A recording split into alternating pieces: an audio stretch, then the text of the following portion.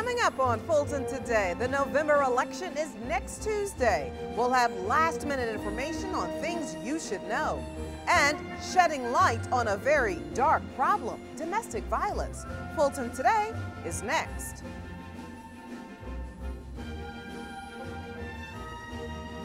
From the Government Center in downtown Atlanta, you're watching Fulton Today with Shania Chavis.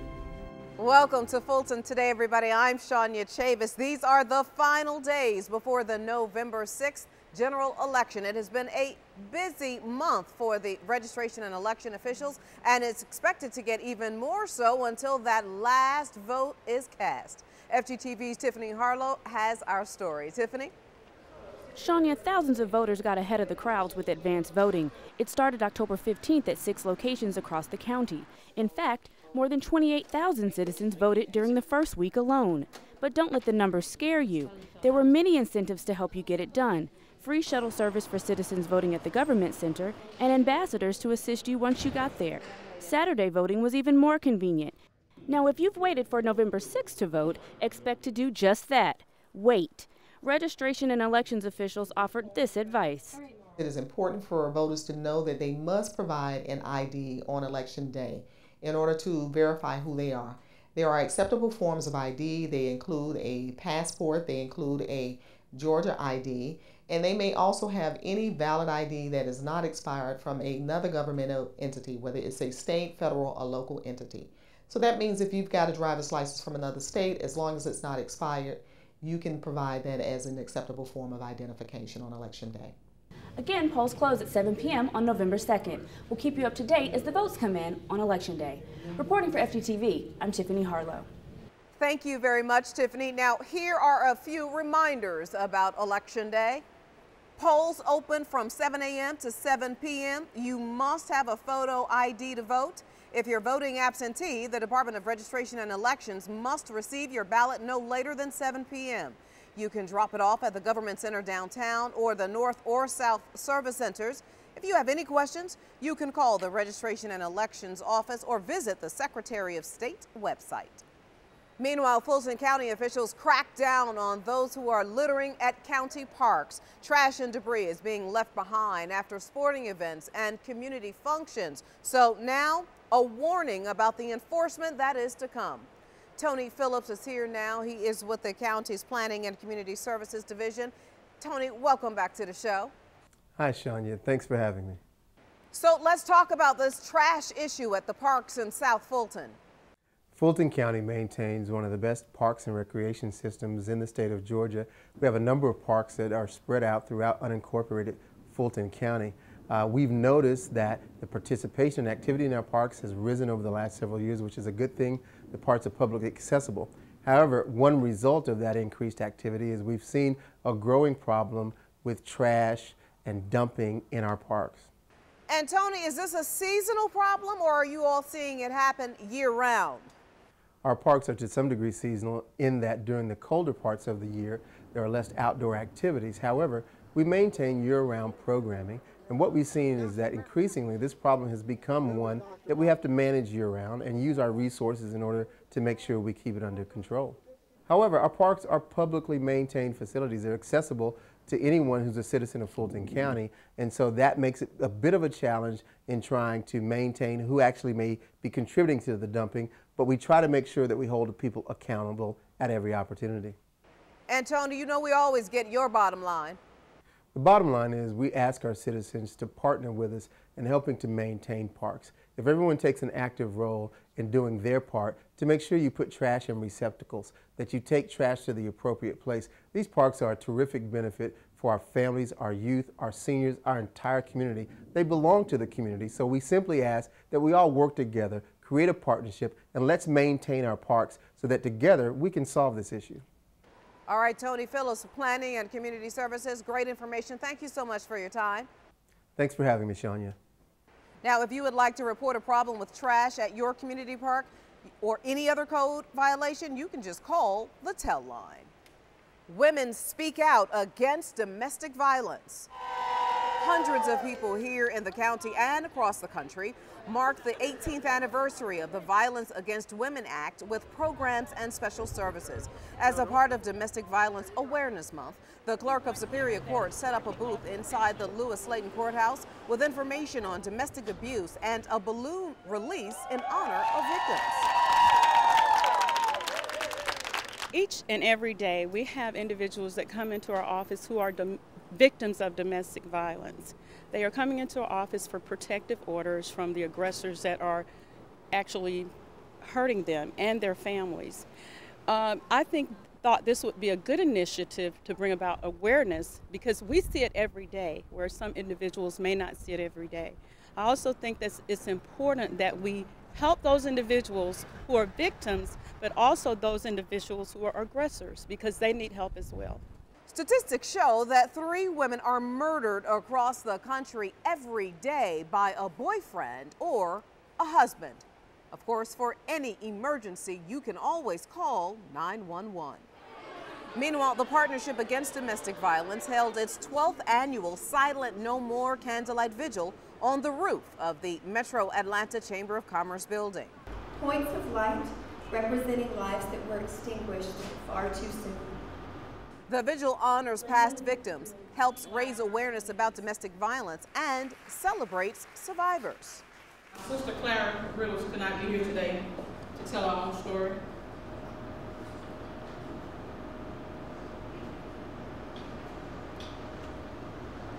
Because on April 3rd, 2007, she was shot and killed by her soon-to-be gay boyfriend. And he said, "Don't ever think about leaving me, because I'll kill you." I don't have any family. I just feared for my life.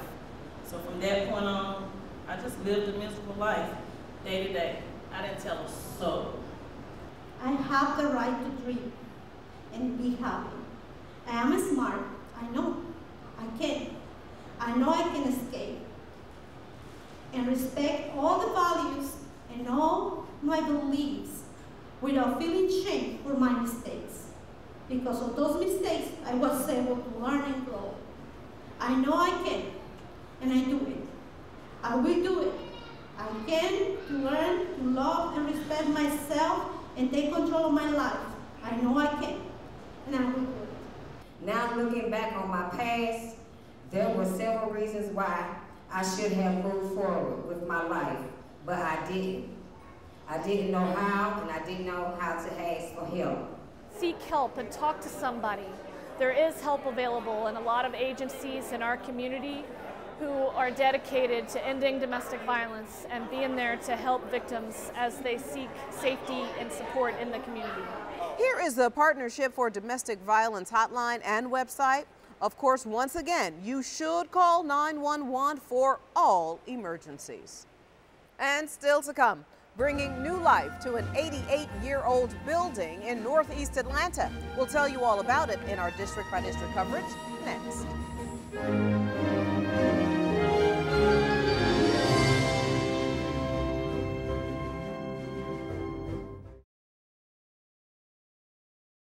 You're watching Fulton Today. Students learn all about local government, and a new business is expected to bring hundreds of jobs to Fulton County. Here's this week's district-by-district coverage. We begin with Chairman John Eves as he shows support for a new business that is expected to bring 300 jobs to Southwest Fulton. A Walmart will be built in the Cascade Road area on Research Center Drive across from Home Depot. Developers say that the structure will be different from other stores in the county. This particular Walmart is smaller than the typical Walmart you may see. This 200,000 square feet. This would be a little bit smaller, 150,000 square feet, and we're excited for the services and the products bringing to the Cascade area. Chairman Eves has been a part of the planning process for quite some time. He is a resident of the area and served as the president of the Cascade Homeowners Association. This is good news for the residents in this area, because this is an opportunity for jobs to be created, but just as importantly, adding to the diversity of services and commercial outlets for residents over here, from food to home goods to clothing. The new Walmart is expected to open in 2013. In District 3, Commissioner Liz Hausman plays host to a student leadership team for Johns Creek Student Government Day. Youngsters from Johns Creek Chamber of Commerce take a tour of the government center and meet with county officials to find out about their services and responsibilities. It's done through the Johns Creek Chamber of Commerce, who has a leadership program for adults. So they decided that they felt like they could start a student leadership program and hopefully prepare some of our students for leadership roles for tomorrow. Great program. The group also makes a stop at the state capitol and participates in a Q&A session with Secretary of State Brian Kemp. We have a lot of groups like that come down that want to learn, what people do in state government, and we like telling people what we do in the Secretary of State's office because a lot of people don't realize just how much we do every day. I've learned a lot about being a public service person because I personally would like to go into public service, so it's really helped me looking at how people got where they are and what they've learned from being in public service. The two-year program is for high school students with leadership skills who live in Johns Creek and attend Northview, Chattahoochee, Centennial, and Johns Creek high schools. In District 5, Vice Chair Emma I. Darnell receives the John Tyler Maudlin Award for her outstanding service to the senior community. The Georgia Gerontology Society chose the commissioner for the award, but it was her constituents from several senior centers that nominated her for the recognition. I deeply appreciate this expression of your confidence and your care for me. But I want you to know I have only just begun. The Maudlin Award is given to older individuals in Georgia who serve as positive role models and provide outstanding achievements in the field of aging. The first award was given to Dr. Maudlin in 1967. The YWCA in Virginia Highlands is getting a makeover. District 6 Commissioner Joan Garner stopped by to support the volunteers involved in the all-day project. It's great to be here this morning because it's actually helping the YWCA of Metro Atlanta. There are lots of volunteers. I think it's great. It's a great effort to show partnership. It's a way for a nonprofit to get a facelift. And here at the YWCA, as we heard from the executive director, every woman loves a little lift up. And so this is a great way to lift up the community. The Building Owners and Managers Association of Georgia, or BOMA, is overseeing the overhaul. The 88-year-old building was once a Presbyterian church. Volunteers are removing old carpet, painting, restriping the parking lot, and pruning the landscape. We chose the YWCA for its purpose of what it does to the community, empowering women and empowering young people to make themselves better people in this world. The YWCA of Greater Atlanta is a 110-year-old institution. We have a strong foundation. We're in a fearless future. Our program is about eliminating racism and empowering women. And we want to be able to continue to do that each and every day, and with the help of great people like BOMA. Dozens of companies donated supplies to help with the makeover. And finally, in District 7, South Fulton residents can express their concerns to top county officials and staff. Commissioner William Bill Edwards will host his 4th quarterly listening session this year at the Cliftondale Multipurpose Center and Theater. Fulton's department and head leaders will be present at the meeting to address some of the residents' concerns firsthand. All citizens and youth are encouraged to attend. For more information, contact the District 7 office at 404-612-8230. With this week's District by District coverage, I'm Darrell Peak. Thank you very much. And when we come back, road safety tips for seniors. Stay with us.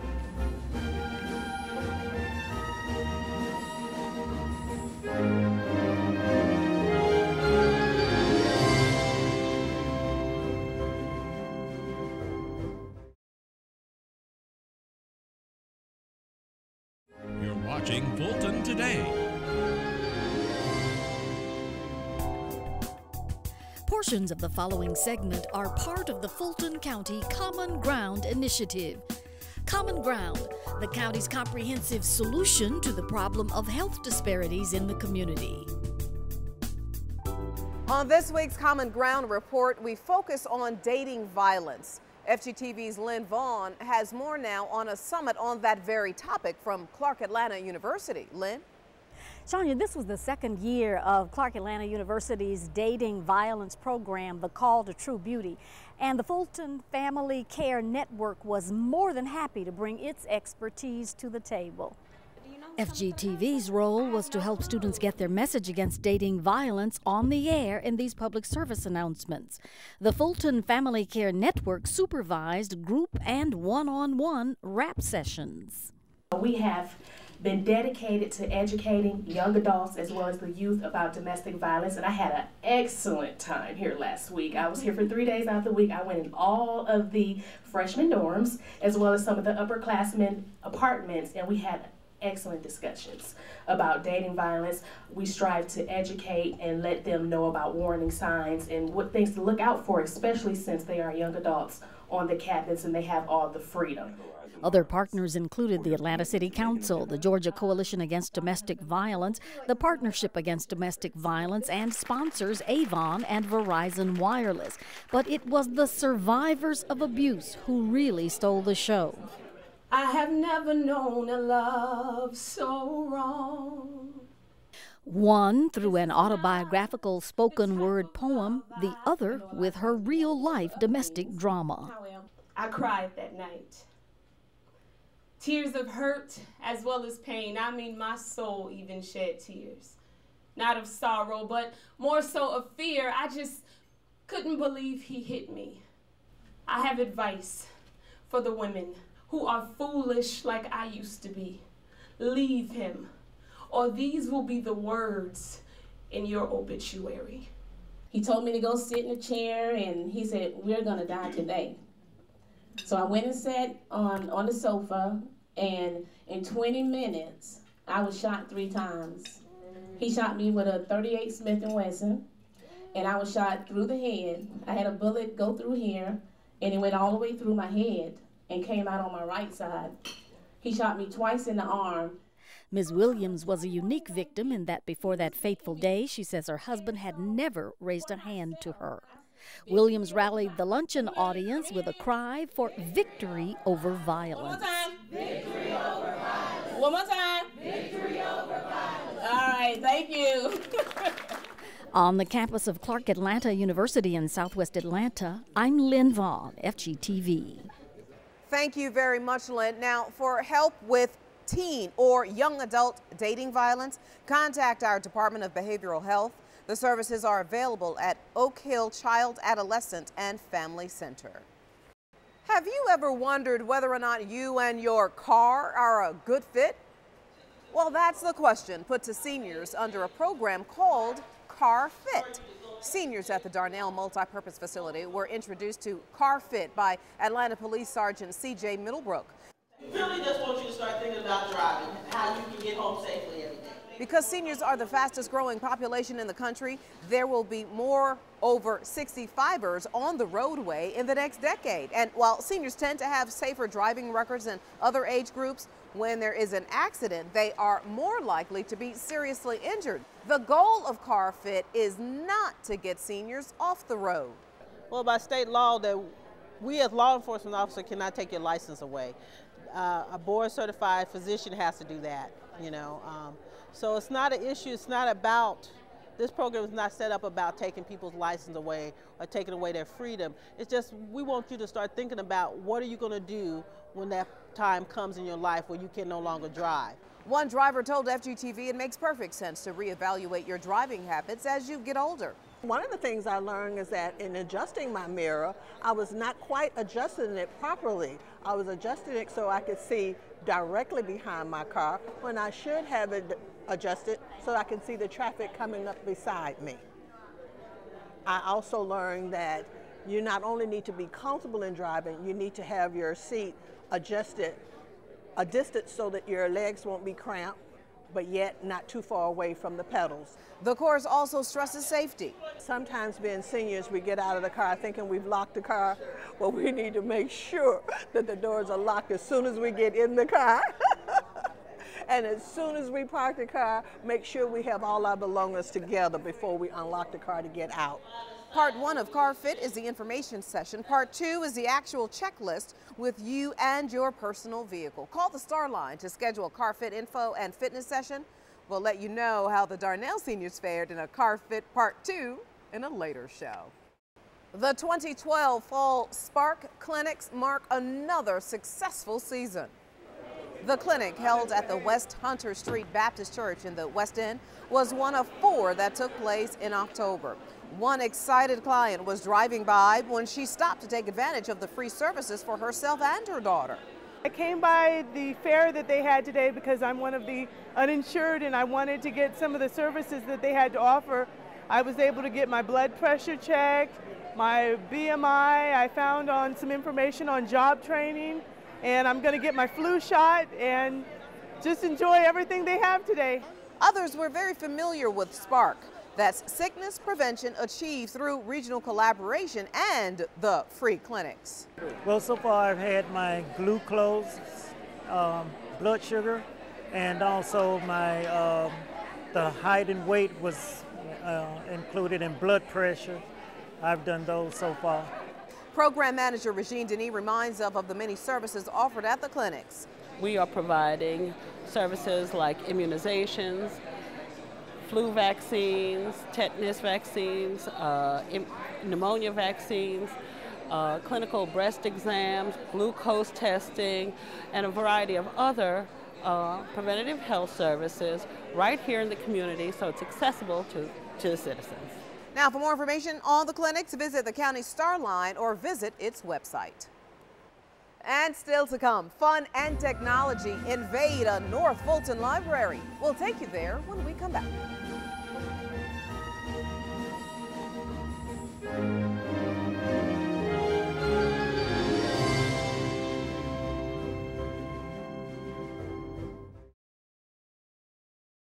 You're watching Fulton Today. Well, a day out of school didn't mean a day out of class for some Fulton students. Thanks to a teacher workday, county students attended an open studio art workshop at the South Fulton Arts Center. Dr. Seuss's themed art projects and a movie were some of the activities offered that day. The next open studio workshop is February 2013, but there are a host of other programs before then. Well, here at South Fulton Arts Center, we offer an array of activities for families who enjoy the arts or would like to learn about the arts. Our arts enrichment classes include dance, music, as well as the visual art. Residents can enter the holiday craft market and wreath show. For details, visit the Arts and Culture website. And finally, students in North Fulton leveled up. An ordinary trip to the Northeast Rural Oaks Library turned into an arcade visit. Wii games, laser tag, and yes, booger wars were just some of the games played. The library partnered with the entertainment company Games to You to bring fun and education to the students. And we wanted to have something entertaining and constructive for them to do, and maybe learn a little bit about mobile business and possibly even game construction. You can visit the website on your screen for information on more activities at any of the county branches. And before we go, our reminder that we'd like to hear from you about the stories and programs here on FGTV. Go to our website to take a survey or email or call us. The number 404-612-8317. The email address is fgtv.feedback@fultoncountyga.gov. You can also follow us on twitter.com/FGTV and friend us on Facebook. Well, that does it for this edition of Fulton Today. I'm Shania Chavis. Thank you for joining us. Join us each week for news around and about Fulton County.